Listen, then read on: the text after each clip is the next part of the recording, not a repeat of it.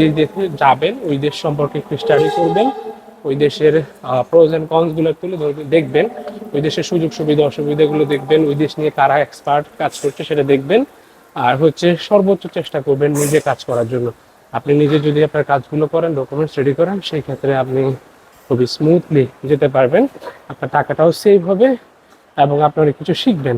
Even though আপনি যদি নিজে কাজ করে যদি যেতে পারেন, সেক্ষেত্রে দেখা যায় আপনিও চাইলে স্টুডেন্টদেরকে ওই দেশে আনতে সাহায্য করতে পারবেন। আসসালামু আলাইকুম, মেহেদী হাসান দক্ষিণ কোরিয়া থেকে বলছি। আশা করছি আল্লাহর অশেষ রহমতে আপনারা অনেক বেশি ভালো আছেন, সুস্থ আছেন। আলহামদুলিল্লাহ আমিও ভালো আছি, সুস্থ আছি। নিশ্চয়ই সমস্ত প্রশংসা মহান আল্লাহ তাআলার জন্য।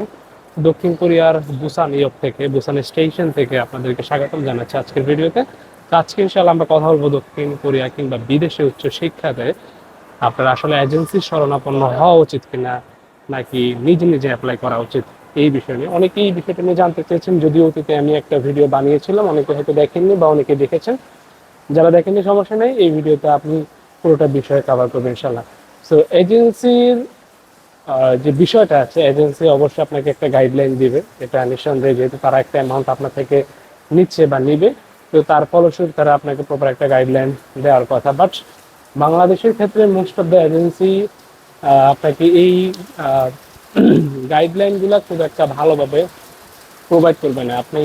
আপনাকে এনরোল করার পূর্বে বা আপনি তাদের সাথে জয়েন হওয়ার পূর্বে আপনাকে অনেক রকমের কথা বলবে, প্রলুব্ধ করবে।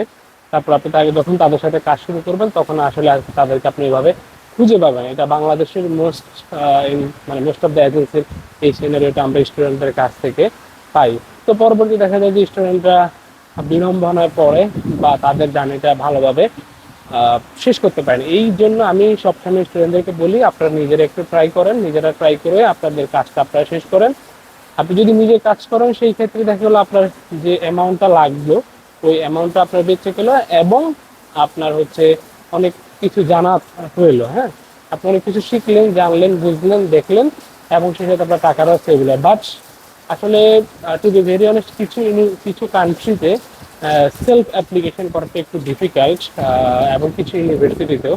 তো এই ক্ষেত্রে অনেক সময় দেখা যায় যে স্টুডেন্টরা হ্যাসেল নিতে চায় না, তখন তারা চিন্তা করে যে কিছু টাকা গেলেও আমার এজেন্সির কাছে গেলে আমি সেফ থাকি।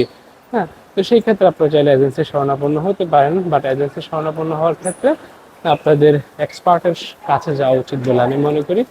বিশেষ করে আসলে কান্ট্রি ভেদে বিভিন্ন এজেন্সিগুলো এক্সপার্ট হয়ে থাকে। যেমন ইউএসের জন্য কিছু এজেন্সি আছে যারা শুধুমাত্র ইউএসএ বেসড বা দু একটা দেশ নিয়ে কাজ করে, বা কোরিয়া কিংবা জাপানের ক্ষেত্রে দেখবেন ডিফারেন্ট এজেন্সি কাজ করে। আর যেই এজেন্সিগুলো দেখবেন যে বিশ্বের 193টা দেশ নিয়েই কাজ করে, তখন বুঝে নেবেন আসলে ওরা কোনো দেশ নিয়েই কাজ করে না, ওরা আপনার থেকে ফাইলটা নিয়ে ওরা অন্য কোনো এজেন্সির শরণাপন্ন হয়ে কাজ করে। যখন একটা এজেন্সি সকল দেশ নিয়ে কাজ করতে জীবনে পারে না, দুইটা তিনটা বা চারটা দেশ নিয়ে কাজ করার ক্ষমতা থাকে, যদি তারা অনেক বড় এজেন্সি হয়ে থাকে, সেই ক্ষেত্রে হয়তো তাদের কান্ট্রির রেঞ্জটা বাড়তে পারে। বাট আমি এটা বিশ্বাস করি, আমার ছোট অ্যানালাইসিস বা মেধা থেকে আমি বলতে পারি যে একটা এজেন্সি কখনো পুরো বিশ্বের সকল দেশ নিয়ে কাজ করতে পারে না। এখন আপনি যেই দেশে যাবেন ওই দেশের জন্য এক্সপার্ট যে এজেন্সিগুলো আছে তাদের শরণাপন্ন হতে পারেন। আই হোপ ইনশাল্লাহ আপনাকে তারা একটা প্রপার গাইডলাইন দেবে, কিংবা তাদের ভিসা সাকসেস রেশিও কেমন, বা আপনি নিজে ফার্স্টে স্টাডি করবেন। সাপোজ আপনি দক্ষিণ কোরিয়া যাবেন, দক্ষিণ কোরিয়া রিলেটেড একটু স্টাডি করবেন, দক্ষিণ কোরিয়াতে আসলে স্টুডেন্ট ভিসার খরচ কেমন, টোটাল প্রসেসিংটা কি, বা কীরকম হয়, বা ইন টোটাল কোন ইউনিভার্সিটিতে কী কী ডকুমেন্টস লাগে, এগুলো বেসিক আপনারা খবর নিতে পারবেন। বর্তমানে আপনারা অনেক বেশি ইনফরমেশন পেয়ে যাবেন দক্ষিণ কোরিয়া রিলেটেড যে পেজগুলো, কিংবা বিশ্বের যে কোনো দেশে, studying south Korea, USA, Canada, হ্যাঁ, বা জাপান, স্টাডিং লেখা ওই কান্ট্রি বা ফিনল্যান্ড লেখা আপনি সার্চ দিলে দেখবেন ওই রিলেটেড অসংখ্য পেজ আছে, ফেসবুক পেজ আছে। ওই পেজগুলোতে আপনি একটু টাইম নিয়ে একটু কোশ্চেনগুলো দেখেন, কি স্টুডেন্টরা কি কোশ্চেন করছে, তার এগেনস্টে সিনিয়ররা বা এক্সপার্টরা কি অ্যান্সার দিছে, ওগুলো আপনি নোট করেন। আপনি যেই দেশে যেতে চান, আগে ওই দেশের বেসিক ইনফরমেশনটা আপনি আগে নিজে রিসিভ করবেন। আই হোপ সেই ক্ষেত্রে আপনাকে কোনো কনসালটেন্সি কিংবা কোনো পার্সন আপনাকে মানে বিপদে ফেলতে পারবে না। অনেক সময় অনেকেই দেখা যায় যে বিভিন্ন কনসালটেন্সিতে যায় না, তো ওই দেশে পরে কোনো সিনিয়রের কাছে যায়। এক্ষেত্রে ম্যাক্সিমাম ক্ষেত্রেই দেখা যায় স্টুডেন্টরা বিপদে পড়তে পারে, কারণ হচ্ছে দেখা যায় এখানে আসলে সকলেই খুব ব্যস্ত লাইফ লিড করে।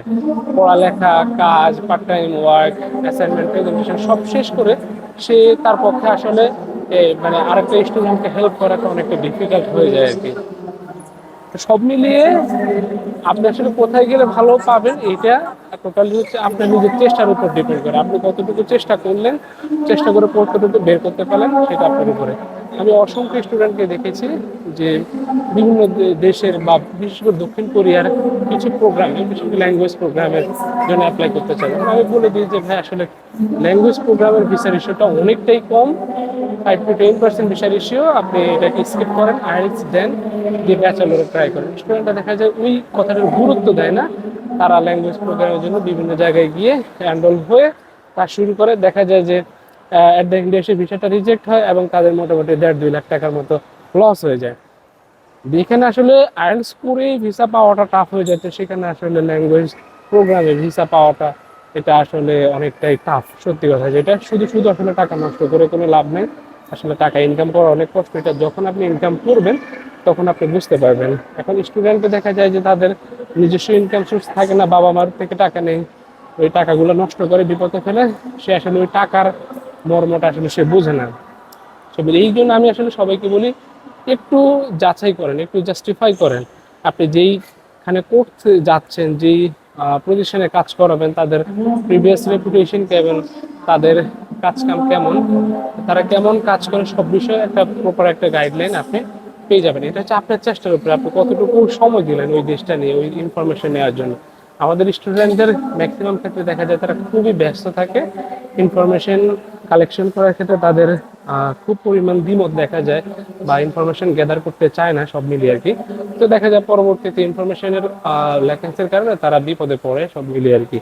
এই ক্ষেত্রে আমি বলি আগে নিজে একটা দেশ সম্পর্কে জানবেন, ভালো করে জানবেন, জেনে দেন হচ্ছে আপনি প্রসেসিংটা শুরু করবেন। আই হোপ আপনি যদি একটু নিজেকে টাইম দেন, আপনার বিদেশ শিক্ষার জার্নিটা অনেক বেশি সুন্দর হবে আর কি সব মিলিয়ে।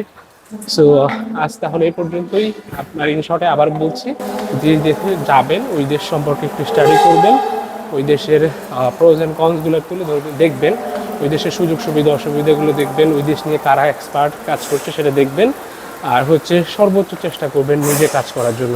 আপনি নিজে যদি আপনার কাজগুলো করেন, ডকুমেন্টস রেডি করেন, সেই ক্ষেত্রে আপনি খুবই স্মুথলি যেতে পারবেন। আপনার টাকাটাও সেভ হবে এবং আপনি অনেক কিছু শিখবেন।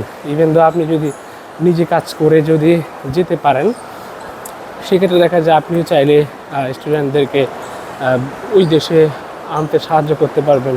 আমি অনেক সিনিয়রকে দেখেছি যারা নিজেরা এসেছে সেলফ অ্যাপ্লিকেন্টের হয়ে, এখানে আসার পরে তারা অনেককে হেল্প করেছে, এগেনস্ট একটা মিনিমাম অ্যামাউন্ট টাকা নিয়েছে আর কি সব মিলিয়ে। সো আপনাদের জন্য অনেক বেশি শুভকামনা রইল, আপনাদের বিদেশি উচ্চশিক্ষার জার্নি অনেক বেশি সুন্দর হোক, এই দোয়া করছি। আজকের মতো এখান থেকেই। এটা ইয়ক হওয়ার কারণে সাউন্ডটা কেমন আসবে আমি জানি না, আমি চেষ্টা করব যতটুকু নয়েজ রিমুভ করা যায় আর কি। সো ভিডিওটা মন দিয়ে দেখার জন্য অনেক বেশি ধন্যবাদ জানিয়ে আজকের মতো এখানে শেষ করছি। আসসালামু আলাইকুম।